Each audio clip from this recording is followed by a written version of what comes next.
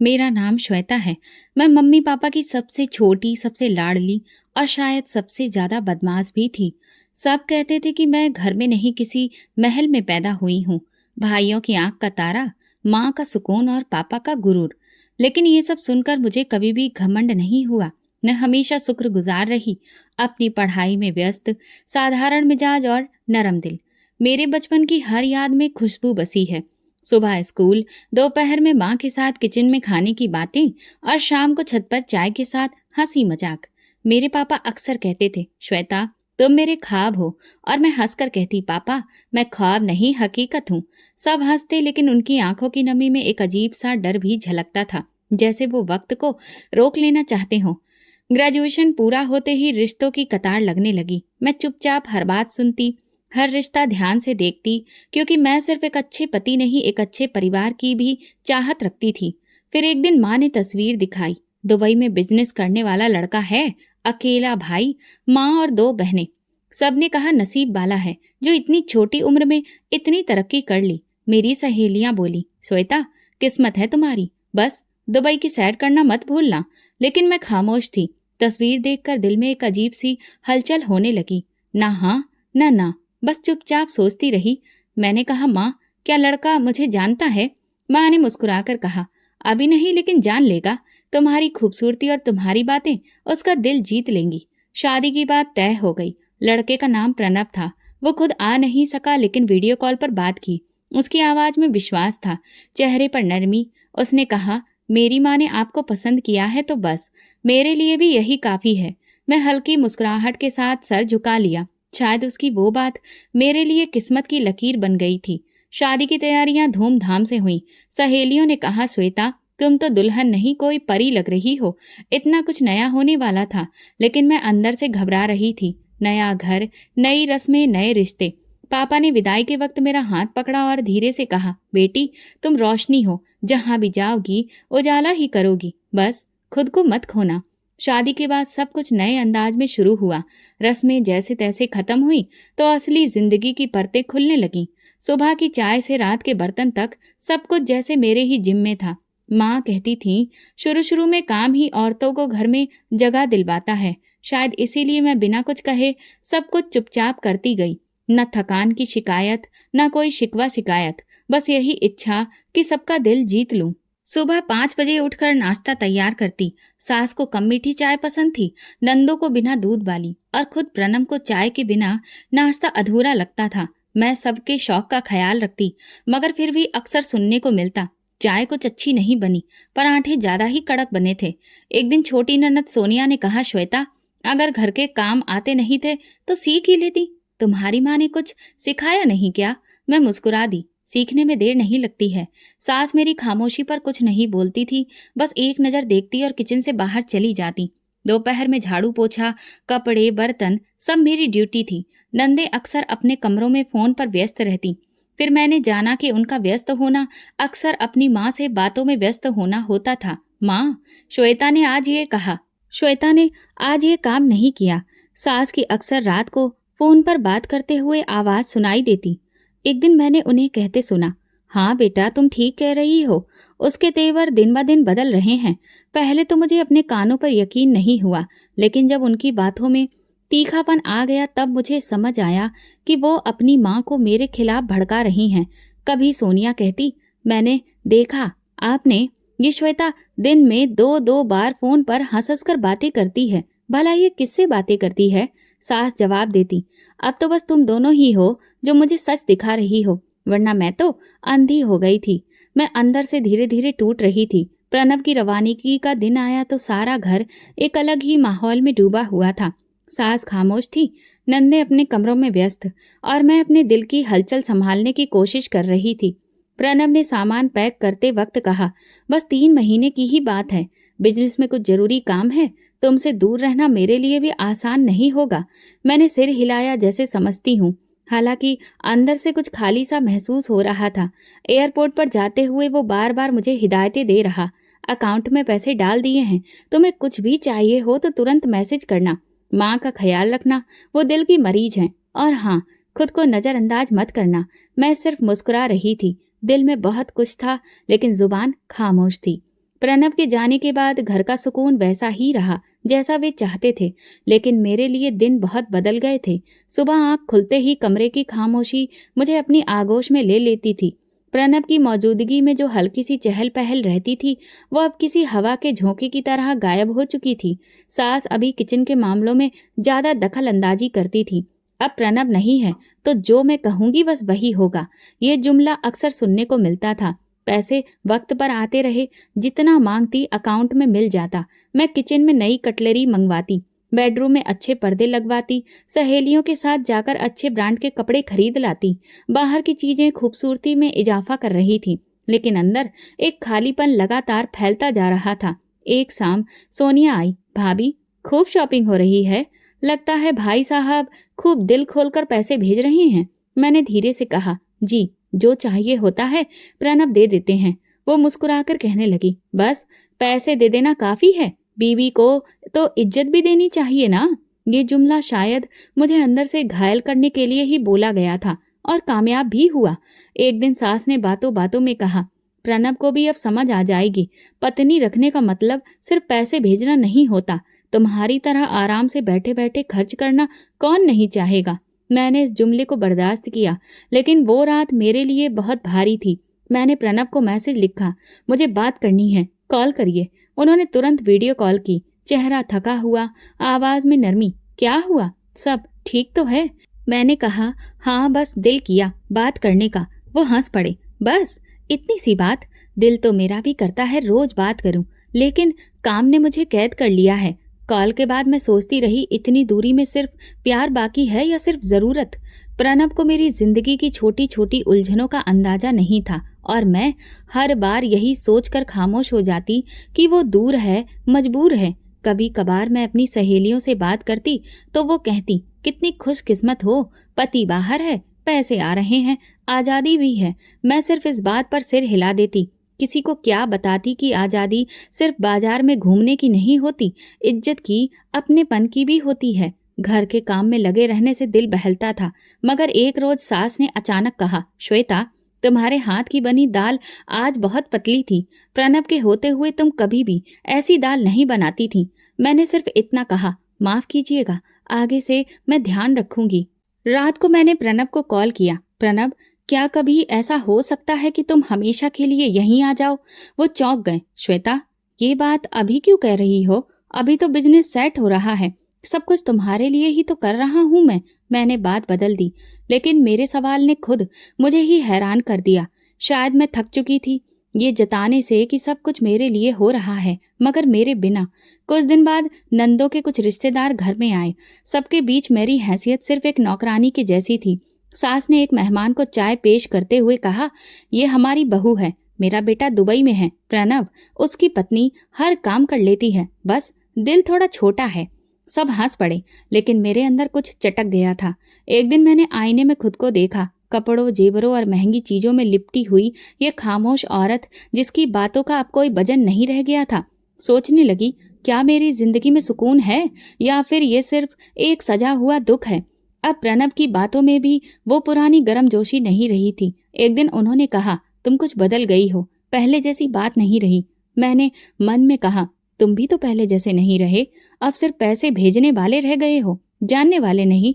फिर भी मैं खामोश थी, क्योंकि मैं प्रणव को खोना नहीं चाहती थी, लेकिन घर में अपनी इज्जत की तलाश में मैं हर दिन हार रही थी।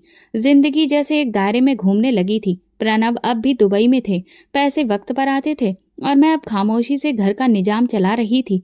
लेकिन उस खामोशी में भी कुछ आवाजें थीं जो सिर्फ मैं सुनती थी। वो बातें, वो नजरें, वो इशारे, जिनमें अब अपनेपन की जगह कुछ और था।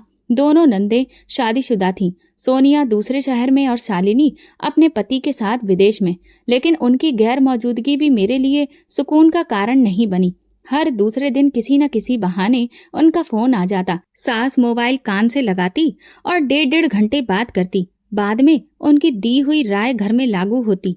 एक दिन सुबह सुबह सास ने कहा, श्वेता, आज दोपहर को खाने में कुछ हल्का सा बनाना। सोनिया कह रही थी कि तुम हर वक्त भारी खाना बनाती हो, माँ के लिए ये ठीक नहीं है। मैं चौंक गई। वो यहाँ है भी नहीं तो जानती कैसे है? सास ने नजरें चुराई। फोन पर बात हुई थी, मैंने बताया था। मैं खामोश रही, लेकिन दिल में कुछ कट सा गया। वो दोनों तो अब घर में नहीं थी, मगर घर अभी भी उन्हीं के इशारे पर चल रहा था। अक्सर शालिनी वीडियो कॉल पर अपने पति के साथ होती और माँ से बात करती। माँ, प्रणव की कमाई का हिस्सा रखना। अगर बहू के हाथ कमाई लग गई तो सारा पैसा फैशन पर उड़ा देगी। एक दिन सास को दवा लेने शहर जाना था। मैंने कहा, माँ जी आप रुकिए, मैं खुद ले आऊंगी। वो तुरंत बोली, नहीं, शालिनी ने कहा है कि तुमसे बाहर के काम ना करवाऊं, तबीयत खराब हो जाएगी। मैंने तल्खी से पूछा, क्या मैं बीमार हूं या बस फिर जिम्मेदारी नहीं समझी जाती? वो खामोश रही और कुछ देर बाद अपने कमरे में चली गई। मुझे यकीन हो गया कि वो मेरे हर कदम की जानकारी अपनी बेटियों को देती हैं और बेटियां उन्हें ये सिखाती हैं कि मुझे कैसे नियंत्रित रखना है। एक दिन प्रणव ने वीडियो कॉल की। मैंने पूछा, क्या शालिनी और सोनिया ने तुमसे कभी पैसे मांगे हैं? वो चौंक कर बोले, नहीं। क्यों? मैंने बात बदल दी, बस यूं ही पूछा। लेकिन मैं अब शक से भर चुकी थी। कुछ दिन पहले मैंने सास के कमरे में एक लिफाफा देखा था जिस पर विदेश का पता था। अनजाने में लिफाफा खोल लिया। अंदर विदेशी मुद्रा के नोट थे। उसी दिन पहली बार मेरे दिल में ख्याल आया, प्रणव की कमाई सिर्फ मेरे लिए नहीं, सास के जरिए नंदों तक भी जा रही है। एक दिन जब प्रणव ने बताया कि उन्होंने पैसे भेजे हैं ताकि मैं अपनी जरूरतें पूरी कर सकूं, तो मैंने सादगी से पूछा, ये पैसे सिर्फ मेरे लिए थे ना? प्रणव ने कहा, हाँ, मैंने माँ से कहा था कि तुम्हें दे दें, जो चाहिए हो तुम उनसे ले लेना। मैंने सिर हिला दिया। लेकिन उसी दिन सास ने एक नया मोबाइल मंगाया था और किचन में बोली, अब शालिनी के मैसेज अच्छे से पढ़ा करूंगी। मेरे अंदर जैसे धुआं भर गया। अब हर छोटी चीज में मुझे शक नजर आने लगा। एक दिन मैंने सास से कहा, प्रणव ने जो पैसे भेजे क्या उसमें से कुछ मुझे दे सकती हैं? मुझे बिल देना है। वो बोली, बाकी दिनों के लिए भी तो संभालना है ना, जरूरत हो तो बताओ, मैं तुम्हें वो चीज खरीद कर दे दूंगी। ये सुनकर पहली बार मुझे एहसास हुआ, मैं इस घर में पत्नी कम और मेहमान ज्यादा हूँ। पति की कमाई भी मेरे अधिकार में नहीं थी। बस इजाजत के बिना किसी भी चीज पर सवाल न करूं तभी सुकून है। किचन में शालिनी की कॉल चल रही थी। सास स्पीकर पर बोल रही थी, हाँ बेटा, सब कुछ ठीक है। श्वेता बस ज्यादा ही खामोश रहती है, शायद समझ गई है कि घर की बागडोर कैसे चलती है। शालिनी बोली, बस माँ, तुम अपना हाथ मजबूत रखो। भाई की कमाई की हकदार तुम हो, तुम ही को सब संभालना है। मुझे लगा जैसे किसी ने मेरे कानों में तेजाब भर दिया हो। वो लम्हा था जब दिल का नरम हिस्सा भी सख्त हो गया। अब मैं सिर्फ सह नहीं रही थी, बल्कि अपने अधिकार के लिए तैयार हो रही थी। उसी रात मैंने प्रणव को मैसेज लिखा, अगर तुम्हारी कमाई पर मेरा कोई अधिकार नहीं तो क्या मैं वाकई तुम्हारी पत्नी हूँ? जवाब आया, है ना, सब कुछ तुम्हारा ही है, बस माँ को मैं समझा दूंगा, तुम दिल पर मत लो बात। अब बात सिर्फ शक या शिकायत की नहीं रही थी, अब मसला अधिकार का था। मुझे ये समझ आ चुका था कि जब तक फैसले की बागडोर सास के हाथ में रहेगी, मैं इस घर में सिर्फ एक साया ही बनी रहूंगी। एक शाम मैंने प्रणव से वीडियो कॉल पर बात की। पीछे दुबई के फ्लैट की दीवार थी, उस पर लटका कैलेंडर और सामने एक कप कॉफी। मैंने सीधा कहा, प्रणव, मुझे घर की पूरी जिम्मेदारी चाहिए, पैसे, फैसले, बागडोर, सब कुछ मेरे हाथ में होना चाहिए। वो चौंक गया, श्वेता, माँ का क्या होगा? उन्होंने सारी जिंदगी ये घर संभाला है। मैंने नजरें जमाई, तो फिर मुझे यहाँ पर क्यों लाया गया था? क्या सिर्फ काम करने के लिए? इज्जत या अधिकार कभी मेरा हक बनेगे भी या नहीं? वो थोड़ी नरमी से बोले, देखो, खर्च के लिए तो मैंने कभी कुछ भी नहीं कहा, जो मांगा दिया, लेकिन पूरे घर की बागडोर तुम्हें देना थोड़ा मुश्किल है। माँ को बहुत फर्क पड़ेगा। मैंने बात खत्म की, तो फिर मुझे भी फर्क पड़ेगा। जब तक मेरा हक नहीं मिलेगा मैं बात नहीं करूंगी, और कॉल बंद कर दी। अगले दिन मैंने सास से कहा, माँ जी, अब आपकी तबीयत भी कुछ कमजोर रहती है, बेहतर होगा कि आप कुछ काम मुझ पर ही छोड़ दीजिए। उन्होंने रूखे लहजे में जवाब दिया, जब काम का सलीका आ जाए तो छोड़ भी दूंगी, अभी तो हर दिन कुछ ना कुछ बिगड़ ही जाता है। मैंने दिल में फैसला कर लिया था। रात को प्रणव को मैसेज किया, मैं मायके जा रही हूँ, जब तक अधिकार नहीं मिलेगा वापस नहीं आऊंगी। उसने तुरंत जवाब दिया, श्वेता, जिद मत करो, बात कर लेते हैं, कोई हल निकालते हैं। लेकिन मैंने मोबाइल साइलेंट पर रख दिया और अगली सुबह बैग पैक किया। सास के कमरे की तरफ से गुजरी तो उन्होंने किनारे की नजरों से देखा। कहाँ जा रही हो? मैंने कहा, अपने घर। वो बोली, ये भी तुम्हारा ही घर है, बस फर्क इतना है कि यहाँ तुम्हारी मर्जी नहीं चलती। मैं कुछ कहे बिना निकल गई। मायके पहुंची भी तो माँ की हालत किसी को भी नहीं बताई। बस इतना कहा कि थोड़ा वक्त चाहिए। माँ ने सिर पर हाथ रखकर कहा, जितना चाहिए ले लो। प्रणव ने कई बार कॉल की मगर मैंने नहीं उठाया। 4 दिन बाद उसने एक लंबा मैसेज भेजा, तुम जानती हो मैं दुबई में अकेला हूँ। मेरे लिए सब कुछ आसान नहीं है और फिर तुम इस तरह नाराज होकर चली जाओगी, ये मैंने नहीं सोचा था।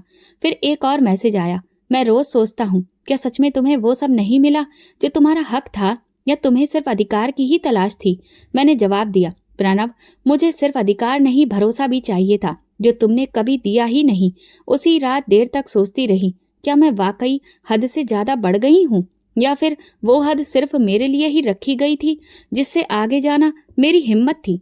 कुछ दिनों बाद सोनिया की कॉल आई, भाभी माँ बहुत परेशान है, रोज रोती हैं, कहती हैं श्वेता के बिना घर सूना लगता है। मैंने कहा, अगर इतनी ही कमी महसूस होती है तो कभी अधिकार देने की हिम्मत भी दिखाएं, सिर्फ काम लेने से रिश्ता नहीं बनता। सोनिया खामोश हो गई। अगली शाम प्रणव ने फिर से कॉल की। इस बार मैंने उठा लिया। वो धीरे से बोला, अगर मैं माँ से बात करूं और वो मान जाएं तो क्या तुम वापस आ जाओगी? मैंने कहा, बात सिर्फ मानने की नहीं, अधिकार की है, फैसला तुम्हें करना है। 2 दिन बाद एक गाड़ी मायके के दरवाजे पर आकर रुकी। दरवाजा खुला तो सामने सास थी। उनके हाथ में प्रणव की चिट्ठी थी। ये प्रणव ने तुम्हारे लिए भेजी है, कहता है अगर तुम मान जाओ तो श्वेता को ले आओ। और मैं मान गई हूँ। मैं हैरानी से देखने लगी। मैंने पूछा, आप मान गई? वो बोली, उम्र हो गई है अब, न हिम्मत है न शिकायत। अगर तुम चाहती हो कि घर तुम्हारे हाथ में हो तो संभालो। बस एक बात याद रखना, जो अधिकार मांग रही हो वो सिर्फ अधिकार नहीं, एक बोझ भी होता है।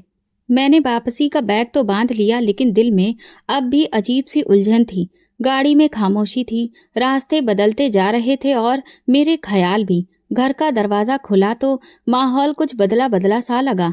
सास ने दरवाजा मेरे लिए खोला था और मैं एक ऐसी हैसियत से घर में दाखिल हुई थी जो मुझे पहले कभी भी नहीं मिली थी। अब किचन, फ्रिज, अलमारियां, सब कुछ मेरे फैसलों पर था। यहाँ तक कि नौकरानी को दी जाने वाली हिदायतें भी मैं ही देती थी। प्रणव ने अगली कॉल पर कहा, माँ ने तुम्हें सब कुछ सौंप दिया है, अब तुम्हारी मर्जी चलेगी, खुश हो? मैंने हल्के से मुस्कुराकर कहा, खुशी धीरे धीरे महसूस होगी, अभी तो आदत हो रही है। पहले दिन ही मैंने घर की तस्वीर बदलवा दी, नए पर्दे लगवाए, टीवी लॉन्ज में नई लाइट लगवाई। नौकरानी को कहा, अब हर रोज सब कुछ साफ हो, हर चीज अपनी जगह पर होनी चाहिए। सास अब अपने कमरे तक ही सीमित हो चुकी थी। वो मुझे कुछ नहीं कहती थी, सिर्फ इतना बोलती थी, चाय पीनी है, और मैं कभी हाँ तो कभी ना में जवाब दे देती थी। 2 हफ्ते मैंने सिर्फ घर को नए सांचे में ढालने में बिता दिए। पति को हर चीज की तस्वीर भेजती। वो हंसते हुए कहता, अरे वाह, तुमने तो घर को होटल बना दिया है। मैंने पहली बार जब बाजार जाकर अपनी पसंद से शॉपिंग की, सिर्फ जरूरत के लिए नहीं, अब शौक के लिए भी। महंगे ब्रांड के नए जूते, महंगा परफ्यूम, और ये सब मैंने पहली बार बिना इजाजत के खरीदा था। कुछ दिन बाद 2 पुरानी सहेलियां घर आईं। मैंने उनके लिए शानदार खाने का इंतजाम किया, महंगे डिनर सेट पर खाना लगवाया। एक ने कहा, श्वेता तुम तो बदल गई हो, ये सब कब से? मैंने सर उठाकर कहा, जब से बागडोर मेरे हाथ में आई है। फिर पार्टियों का सिलसिला शुरू हुआ, कभी कैफे में, कभी घर पर डिनर। प्रणव को हर चीज की खबर रहती और वो सिर्फ कहता, तुम खुश हो तो मैं निश्चिंत हूँ। एक शाम सास के कमरे के बाहर से गुजरते हुए उनकी खांसी सुनाई दी। मैं कुछ देर रुकी, फिर आगे बढ़ गई। उनके लिए किचन में खाना बनता था, मगर अब मैं खुद हाथ भी नहीं लगाती थी। नौकरानी को कह देती थी, माँ का खाना उनके कमरे में ही दे देना। एक दिन सास ने धीरे से कहा, श्वेता बीपी की दवा मेरी खत्म हो गई है, लेती आना। मैंने हाँ कहा, मगर अगले दिन शॉपिंग में इतनी व्यस्त रही कि भूल गई। रात को जब कमरे में दाखिल हुई तो वो सो रही थी। मैंने खामोशी से मोबाइल पर तस्वीरें अपलोड की, नई जूती, नया हैंडबैग और कैप्शन, जीती जागती जिंदगी। प्रणव को हर बार एक नई फरमाइश भेजती, वो ड्रेस, वो घड़ी, वो वॉलपेपर, वो फ्लोर लैंप, और वो बस कहता, ले लो, बस खुश रहो। अब घर की पुरानी खामोशी, नरम बातचीत और सलीके की कोई परवाह नहीं रह गई थी। सास अक्सर कमरे से बाहर आकर कुछ कहना चाहती थी, मगर मेरे तेवर देखकर लौट जाती। एक दिन मैंने कहा, माँ जी अब आप तो आराम करिए, ये सब मेरी जिम्मेदारी है, आपको कुछ भी पूछने की जरूरत नहीं है। उन्होंने कुछ लम्हे मुझे देखा, फिर कहा, ठीक है, मैं तो पहले ही आजाद हो चुकी हूँ। शायद वो जुमला उनकी तरफ से था, लेकिन मेरे लिए एक संकेत था कि अब कुछ भी उनसे वापस नहीं लिया जाएगा। दोपहर को मैं ब्यूटी पार्लर से फेशियल करवा कर लौटी तो प्रणव की वीडियो कॉल आई। वो मुस्कुरा रहा था। तुम अब बिल्कुल अलग लगती हो। मैंने कहा, यही तो चाहिए था ना तुम्हें, एक ऐसी पत्नी जो दुनिया के हिसाब से चले। वो कुछ पल खामोश रहा, फिर बोला, बस अपना ख्याल रखो। अब मैं वो श्वेता नहीं रही थी जिसे किसी से इजाजत लेनी पड़ती थी। मैं अपनी मर्जी की जिंदगी जीने लगी थी। बाजार में जब किसी महंगी चीज की तरफ देखती तो कीमत देखकर पीछे नहीं हटती थी, मगर इतनी बड़ी दुनिया संभालने के बाद कुछ कमरे अभी भी चुप रहते थे, जैसे वो सास का कमरा जिससे कोई आवाज नहीं आती थी, न शिकायत न दुआ, बस एक खामोशी जो मेरे ऐशो आराम की जिंदगी के शोर में भी सुनाई देती थी। मैं खुद से कहती, अधिकार मिल गया है और अब मैं उसका इस्तेमाल करना भी सीख गई हूँ। अब कोई मेरा मकसद मुझसे नहीं छीन सकता। मगर दिल के एक कोने में एक सवाल भी था जिसे मैं खुद से भी छुपाती थी। क्या सच में ये अधिकार, ये कंट्रोल मेरी जीत है या फिर बस एक और तमाशा? जवाब मेरे पास नहीं था और शायद अब मैं जानना भी नहीं चाहती थी। सास ने पहली बार धीरे से कहा, श्वेता, बीपी की दवा खत्म हो गई है, शाम को ले आना। बाजार जा रही हो तो? मैंने सर हिलाया, ठीक है, याद आ गया तो ले आऊंगी। ये सब उसी वक्त की बात है जब मेरी व्यस्तता अपने चरम पर थी। पार्लर की अपॉइंटमेंट, नई लॉन्च पार्टी का निमंत्रण, फैशन इवेंट की तैयारी, सास की दवा अब मेरी लिस्ट की में सबसे नीचे आ चुकी थी। दोपहर को मैं अपनी दूसरी फ्रेंड निशा के साथ मार्केट गई। एक नया ब्रांड लॉन्च हुआ था, उसी की ग्रैंड ओपनिंग थी। फोन पर प्रणव की कॉल आई, कुछ चाहिए हो तो बता देना, मैं कल कुछ चीजें इंडिया भेज रहा हूँ। मैंने जवाब दिया, एक नया फोन देख रही हूँ, भेज दो। शाम को जब वापस आई तो सास कमरे में लेटी हुई थी, खामोश। मैंने दरवाजा खोला, वो थोड़ा सा उठकर बोली, दवाई? मैंने लापरवाही से कहा, नहीं लाई, भूल गई, कल ले आऊंगी। अगली सुबह मैं तैयार हो रही थी कि नौकरानी भागती हुई आई, मैडम जी, माँ जी को कुछ हो गया है। वो बोल नहीं रही हैं, हाथ पांव भी उनके हरकत नहीं कर रहे हैं। मैं कमरे में गई तो सास का शरीर बेजान सा पड़ा हुआ था। आंखें खुली थी मगर जुबान लड़खड़ा रही थी। घबराकर एम्बुलेंस बुलाई। अस्पताल पहुंचे तो डॉक्टर ने फाइल बंद करते हुए कहा, इन्हें पैरालाइसिस का अटैक आया है, बीपी काफी हाई था, दवा बंद हो गई होगी। मेरे अंदर कुछ लम्हों के लिए खालीपन सा छा गया। प्रणव को जानकारी दी। उसने सिर्फ इतना कहा, मैं इमरजेंसी टिकट बुक करवा रहा हूँ, कुछ दिनों में ही आ जाऊंगा। सास को अस्पताल में 2 दिन रखने के बाद घर वापस भेज दिया गया। डॉक्टर ने कहा, अब पूरी तरह से आराम चाहिए, रोजाना की फिजियोथेरेपी, वक्त पर दवाई और एक इंसान जो लगातार उनका ख्याल रखे। ये जुमला मेरे लिए बोझ से कम नहीं था। मैं कमरे में खामोश बैठी सास को देख रही थी। वो बिल्कुल बेबस थी, खाने के लिए दूसरों पर निर्भर। वॉशरूम तक जाना भी अब उनके लिए खुद से मुमकिन नहीं रहा था। 2 दिन तक मैंने खुद उनके साथ बैठकर सब कुछ किया, खाना खिलाया, दवाई दी, वॉशरूम लेकर गई। लेकिन तीसरे दिन से मुझे ये सब बोझ महसूस होने लगा। पार्टी का इनविटेशन आया, निशा का मैसेज आया, श्वेता, देर मत करना, तुम्हारे बिना मजा ही नहीं आता। मैंने दिल में कहा, बस आधे घंटे की बात है, माँ जी सो रही हैं, नौकरानी भी है, और मैं निकल गई। वापसी पर नौकरानी घबराई हुई थी। माँ जी ने 2 बार पानी मांगा, फिर खामोश हो गई। कमरे में गई तो सास बेबस सी छत की तरफ देख रही थी। पास जाकर कान में पूछा, कुछ चाहिए? उनकी जुबान हल्की सी भी नहीं हिली। मैंने उन्हें थोड़ा सा पानी पिलाया, मगर उनकी आंखों में जो बेबसी थी वो मुझे दिखाई नहीं देती थी। अगले दिन फिजियोथेरेपिस्ट आया। मैंने पूछा, रोज आना है क्या? खर्चा काफी है। वो कहने लगा, अगर रोजाना नहीं करवाया तो शरीर और भी ज्यादा अकड़ जाएगा। ये उम्र और हालात दोनों ही गंभीर हैं। मैंने एक बार फिर दिल में हिसाब किताब किया। प्रणव को मैसेज लिखा, रोज फिजियोथेरेपी महंगी पड़ेगी। जवाब आया, जो जरूरी है वो करवाओ, मैं हर हफ्ते पैसे भेज दूंगा।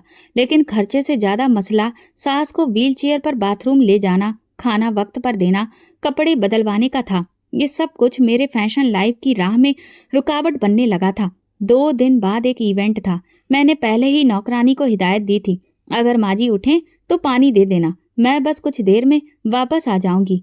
इवेंट से वापसी पर गेट खोला तो कमरे में सास चीख रही थी, वॉशरूम, श्वेता। मैंने गुस्से से कहा, अभी पानी दिया था ना, 2 मिनट के लिए सुकून भी नहीं है। वो बस भगवान का नाम ले रही थी। मेरा सब्र अब जवाब दे गया था।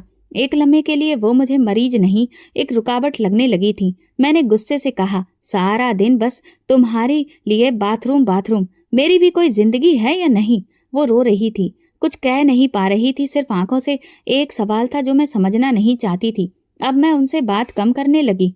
नौकरानी उनकी देखभाल करती, मैं सिर्फ निगरानी करती। एक रात कमरे से आई चीख सुनकर मैं दौड़ी। बिस्तर पर सास गिर चुकी थी, शायद हाथ बढ़ाकर पानी लेना चाह रही थी। संतुलन बिगड़ गया। मैंने उन्हें दोबारा बिस्तर पर लिटाया और सोचा, ये सब आखिर कब तक?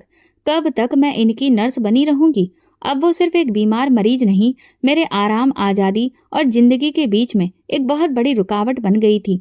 एक दिन मैंने सुबह नाश्ता बनाकर नौकरानी को दिया और कहा, उनके कमरे में दे आना, मुझे कॉल करनी है। कुछ देर बाद सास की आवाज आई, श्वेता, पानी। मैंने तेज आवाज में कहा, अभी तो पिलाया है, हर थोड़ी देर बाद शोर क्यों करती हो? वो फिर बोली, प्यास, बहुत प्यास लगी है। मैं गुस्से में उठी, किचन से गिलास भरा और जोर से उनके करीब जाकर कहा, ये लो, जितना पानी पीना है पी लो, हर 2 मिनट बाद आवाज मत दो। उन्होंने कांपते हाथों से गिलास पकड़ने की कोशिश की, मगर हाथ कांप रहे थे। पानी उनके चेहरे पर गिरने लगा। वो सिसक पड़ी, मगर मैं पलटकर कमरे में चली गई।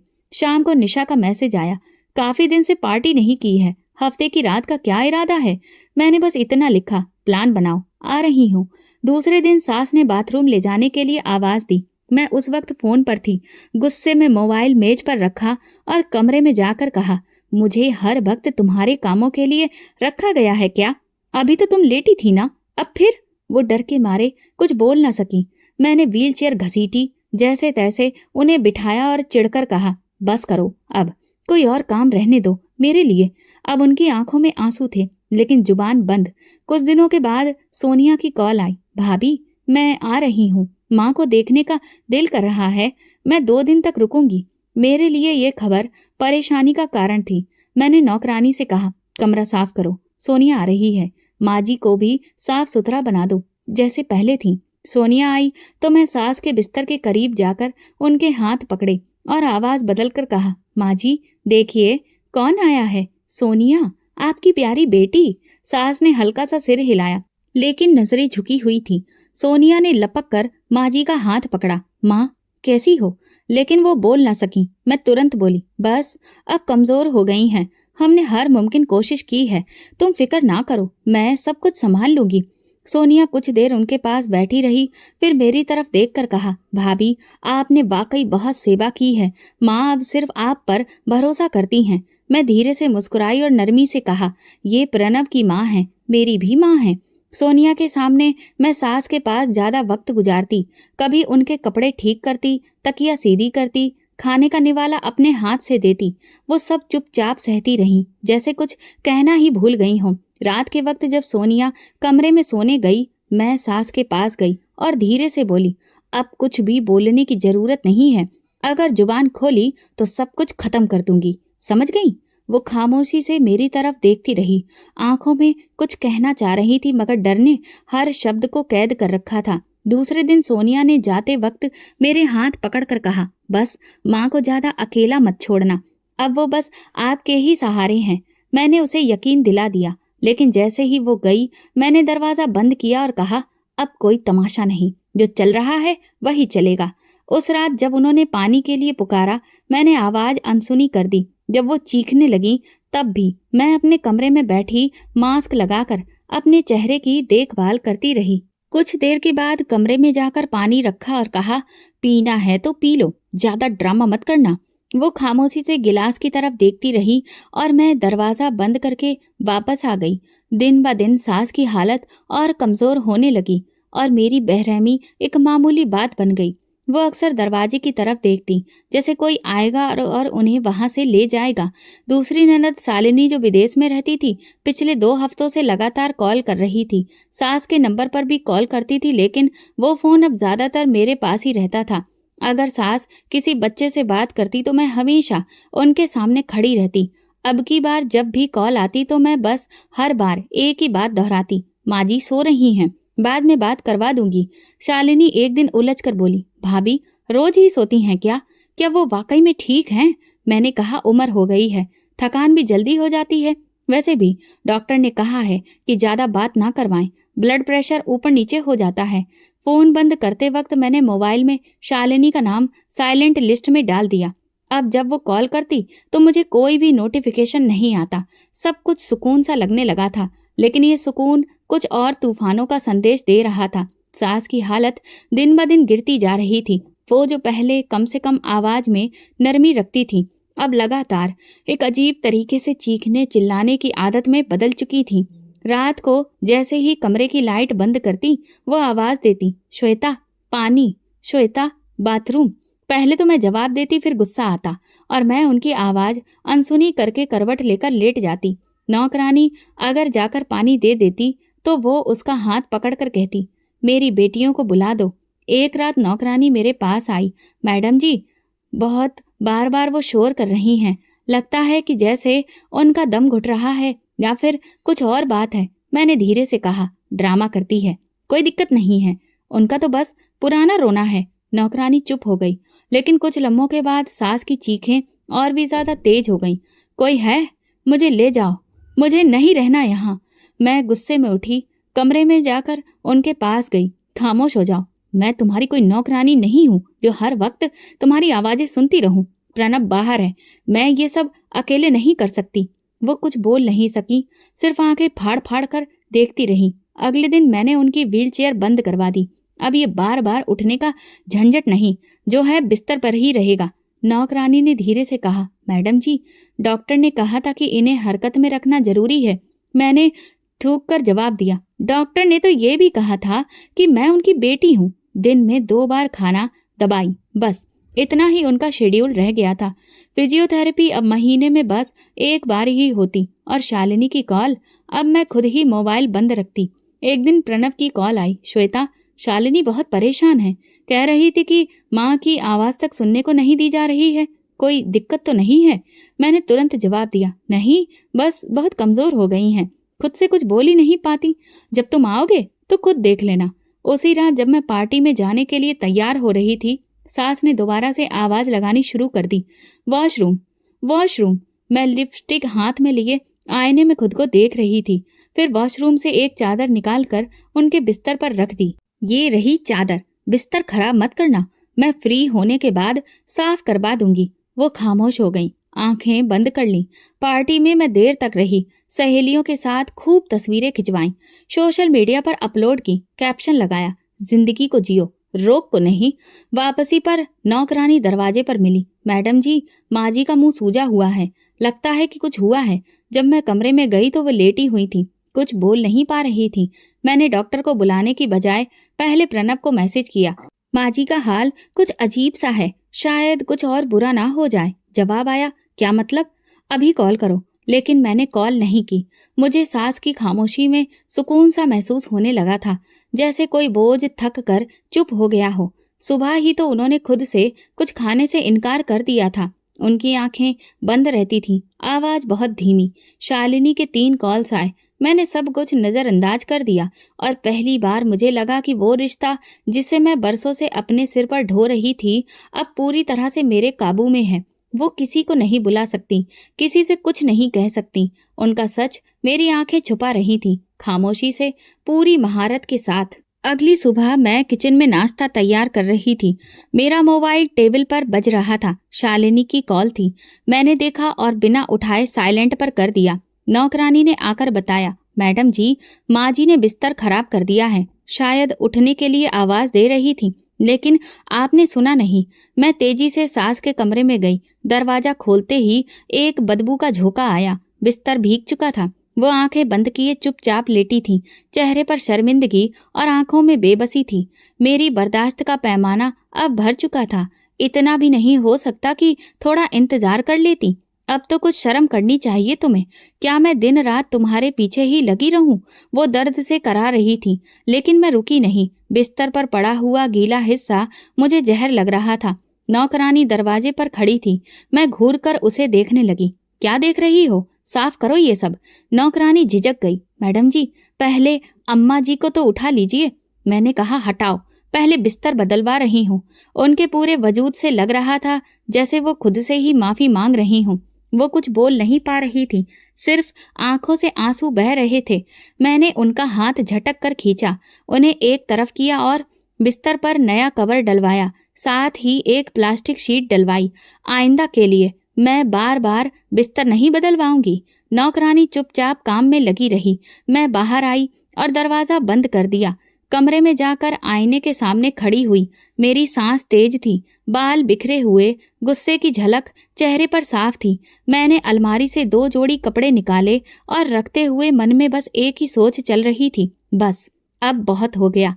अब मैं एक दिन भी यहाँ नहीं रह सकती। प्रणव को मैसेज लिखा, मैं कुछ दिनों के लिए मायके जा रही हूँ, तुम वापस आ रहे हो तो माँ जी का ख्याल रखना। कॉल आई, मैंने उठाई नहीं। शालिनी ने भी कॉल की, फिर वीडियो मैसेज भेजा, भाभी माँ की हालत कैसी है, मैं बहुत परेशान हूँ। मैंने कुछ भी जवाब नहीं दिया, बस अपना बैग बंद किया, फाइलें चेक की, सारे पहचान पत्र, एटीएम कार्ड वगैरह रख लिए। दिल में एक ख्याल पल रहा था, कुछ दिनों तक अगर कोई उन्हें देखने वाला ना हो, कोई खिलाने पिलाने वाला ना हो, तो शायद कुदरत खुद ही इनका फैसला कर दे। फिर ये बोझ भी नहीं रहेगा और ये डर भी नहीं कि उनका सच कभी सामने आ जाएगा। गेट बंद करते हुए मैंने एक लम्हे को सास के कमरे की तरफ देखा। उनकी आवाज आई, श्वेता कहाँ जा रही हो? मैं रुक गई। दरवाजे की दरार से देखा, वो बड़ी मुश्किल से उठने की कोशिश कर रही थी। उनकी आंखों में एक थका हारा सा सवाल था। मैंने एक पल को नजरें मिलाई, फिर पलटकर दरवाजा बंद कर दिया। दरवाजे पर ताला लगाया, सीढ़ियां उतरी, रिक्शा मंगवाया और सीधा मायके के लिए रवाना हो गई। रास्ते में निशा का मैसेज आया, कहाँ गायब हो? अगले वीकेंड का डिनर प्लान कर रहे हैं। मैंने जवाब दिया, बस थोड़ी देर में फ्री होकर बात करती हूँ। रिक्शा जब मायके के दरवाजे पर रुका तो मैंने चैन की सांस ली। दिल ने जैसे कहा, कुछ दिन की बात है, सब कुछ खुद ही खत्म हो जाएगा। दिमाग में एक अजीब सा ख्याल मुझे कचोट रहा था, अगर वो मर जाए तो शायद सब कुछ आसान हो जाए, फिर कोई सवाल नहीं, कोई हिसाब नहीं। मैं जानती थी ये सोच गलत है, लेकिन अब मुझे कोई फर्क भी नहीं पड़ता था। और यही वो लम्हा था जब मैं हकीकत से पूरी तरह अंधी हो चुकी थी।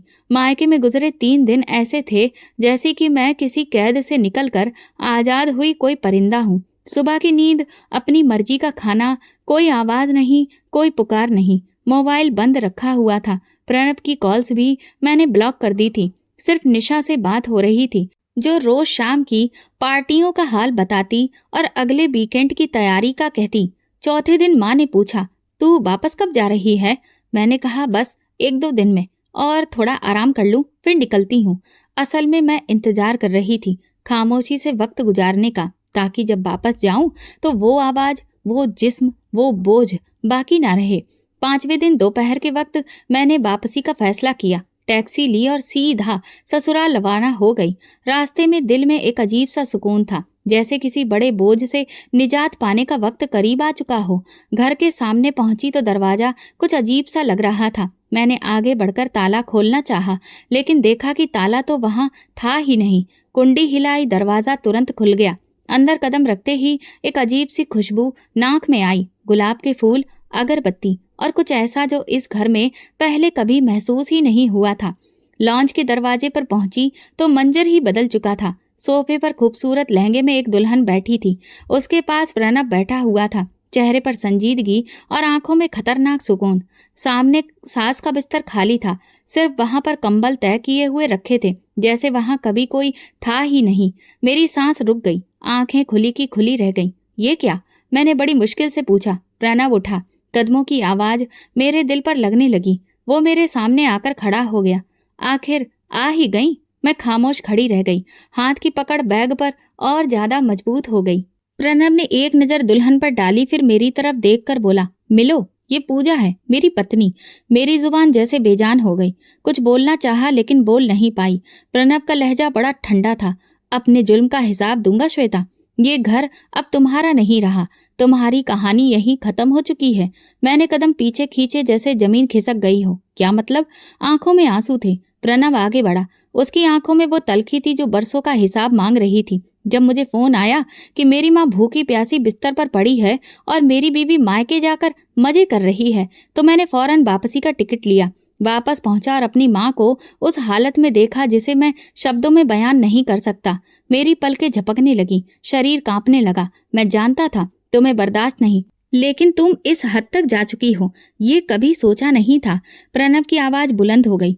तुमने उस औरत को, जो मेरे बाप के बाद मेरे लिए सब कुछ थी, उसे दुत्कारा, तरसाया, मारा। मेरे होंठ कांपे। मैं थकी हुई थी, अकेली। तो तुम बोलती, मदद मांगती, किसी को जानकारी देती। वो चिल्लाया, लेकिन तुमने क्या किया? दरवाजा बंद करके चली गई, इस उम्मीद में कि वो मर जाएंगी। मेरी आंखों में नमी उभर आई, मगर प्रणव की आंखों में सिर्फ फैसला था। और मैंने फिर फैसला कर लिया, श्वेता। वो औरत जो मेरी माँ को मरने के लिए छोड़ दे, वो मेरी पत्नी नहीं हो सकती। मैं पीछे हटकर दीवार का सहारा ली। प्रणव, एक मौका, सिर्फ एक मौका। उसने कागज मेरी तरफ फेंका। ये है तुम्हारा तलाक का नोटिस। पूरे होश और हवास में मैं तुम्हें अभी और इसी वक्त तलाक देता हूँ। मेरे हाथों से बैग छूटकर गिर गया। पीछे सोफे पर बैठी नई दुल्हन पूजा चुपचाप सारा नजारा देख रही थी। वो कोई अजनबी नहीं थी, मैंने उसे पहले भी देखा था। प्रणव की पहली मंगेतर, जिससे किसी वजह से उसका रिश्ता टूट गया था। प्रणव ने मेरी तरफ देखा। तुमने मेरा भरोसा तोड़ा है, मेरी माँ की सांसें उखाड़ दी। तुम्हारे लिए अब इस घर में कोई जगह नहीं है, श्वेता। उसने वो कागज दिया और बस, मेरा और उसका रिश्ता खत्म हो गया। मेरे कदमों के नीचे की जमीन वाकई में खिसक चुकी थी और पहली बार मुझे ये समझ आया कि जो अंजाम मैं दूसरों के लिए सोच रही थी, असल में वो मेरे लिए लिखा जा चुका था। जब मैं घर से निकली तो दरवाजा धम्म से मेरे पीछे बंद हुआ। अचानक से सब कुछ सुनाई देना बंद हो गया था। न बाहर की आवाज, न अंदर की, सिर्फ अपने कदमों की आवाज सुनाई दे रही थी, जो मुझे कहीं भी नहीं ले जा रही थी। गली सुनसान थी। दोपहर का वक्त था, धूप तेज थी। वहां सिर्फ मेरे लिए मेरा साया ही बचा था, वो साया जिसे मैं खुद पैदा कर चुकी थी और जो अब मेरे साथ जुड़ चुका था। रिक्शा लिया, मायके पहुंची। माँ ने दरवाजा खोला, मेरा चेहरा देखा और एक लम्हा खामोश रही। क्या हो गया श्वेता? उन्होंने सवाल नहीं किया, बस एक थका हुआ जुमला कहा। मैं बिना कुछ कहे अंदर चली गई, बैग जमीन पर रखा और सोफे पर बैठ गई। कुछ बोलने की हिम्मत नहीं थी और जो बोलना था वो शब्दों में समा नहीं पा रहा था। कुछ देर बाद भाई आया।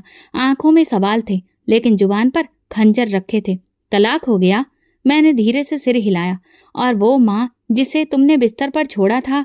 मेरी खामोशी ही जवाब थी। घर में अब वो जगह नहीं रही थी जो कभी मेरी थी। माँ का चेहरा खामोश मगर ठंडा था। भाई मुझसे नजर नहीं मिला रहा था। भाभी रोजाना नाश्ता चुपचाप मेरे कमरे के बाहर रख जाती थी और वापस पलट जाती थी, जैसे कि मैं अब एक बोझ बन चुकी थी जिसे किसी ने मजबूरी में कबूल तो किया मगर अपनाया नहीं। एक हफ्ता गुजर चुका था। प्रणव का भेजा हुआ तलाकनामा कानूनी शक्ल ले चुका था। किसी ने उसे रोकने की कोशिश नहीं की। सोनिया और शालिनी ने भी एक बार मैसेज करके लिखा, जो किया वो तुम्हारे ही हाथों बोया था। अब शिकायत नहीं, सिर्फ खामोशी है। मैं दिन भर कमरे में बंद रहती, मोबाइल पर वो तस्वीरें देखती जो मैंने कभी खुशी में अपलोड की थी। महंगी ड्रेसेस, पार्टी की रोशनी, फैशनेबल जूते, कैफे की सेल्फियां, और अब एक खामोश कमरा, बंद दरवाजा और आंखों में लगातार पछतावा। माँ ने एक दिन आकर कहा, क्या सोचा है तुमने? कब तक इस तरह से यूं ही बैठी रहोगी?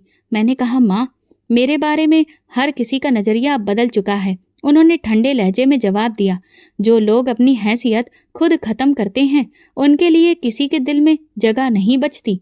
उसी दिन मुझे महसूस हुआ कि सजा सिर्फ अदालत से नहीं मिलती। लोग भी अपने फैसले सुनाते हैं और उन फैसलों में अपील की कोई गुंजाइश नहीं होती।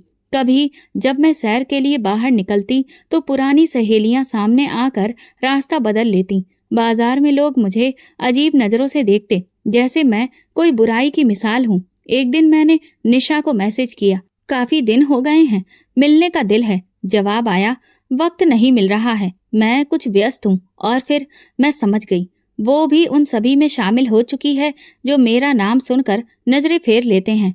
प्रणव की नई पत्नी पूजा की तस्वीरें अब सोशल मीडिया पर वायरल थीं।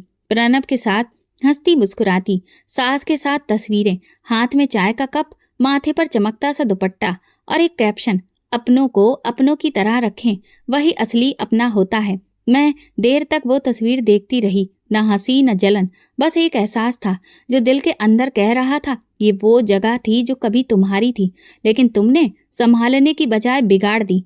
कमरे की दीवार पर लगी हुई घड़ी चलती रहती है, लेकिन वक्त जैसे रुक गया है। आज मैं अपनी कहानी खुद सुनती हूँ, उन शब्दों में जो किसी को चुभे नहीं लेकिन सच्चाई को छुपा भी ना सके। मैं वो लड़की थी जो लाडली थी, मोहब्बत में पली, पढ़ी लिखी, समझदार, संजीदा। लेकिन जिंदगी ने जब मुझे अधिकार दिया तो मैंने इसका इस्तेमाल मोहब्बत के लिए नहीं, अपने घमंड को पूरा करने के लिए किया। जब सेवा करने का वक्त आया तो मैंने उसे बोझ समझा। जब मौका मिला तो मैंने सब्र की जगह गुस्से को चुना। और जब सब कुछ मेरे हाथ से निकल गया, तब जाना कि जो खो दिया वो कभी वापस नहीं आता। आज मैं मायके के कमरे में बंद हूँ। ना कोई पूछता है, ना कोई सुनता है। सिर्फ दीवारें हैं और मेरी अपनी आवाजें। और जब मैं खुद को आईने में देखती हूँ तो सिर्फ एक बात सुनाई देती है, शायद वाकई मैं वो थी जो रिश्तों में अधिकार पाने पर अपनी इंसानियत भी भूल जाए।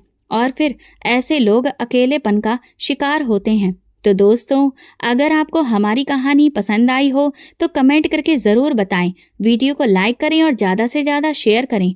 अगर आप चैनल पर नए हैं तो सब्सक्राइब जरूर करें और नोटिफिकेशन बेल दबाएं ताकि अगली अपडेट सबसे पहले आपको मिले। धन्यवाद।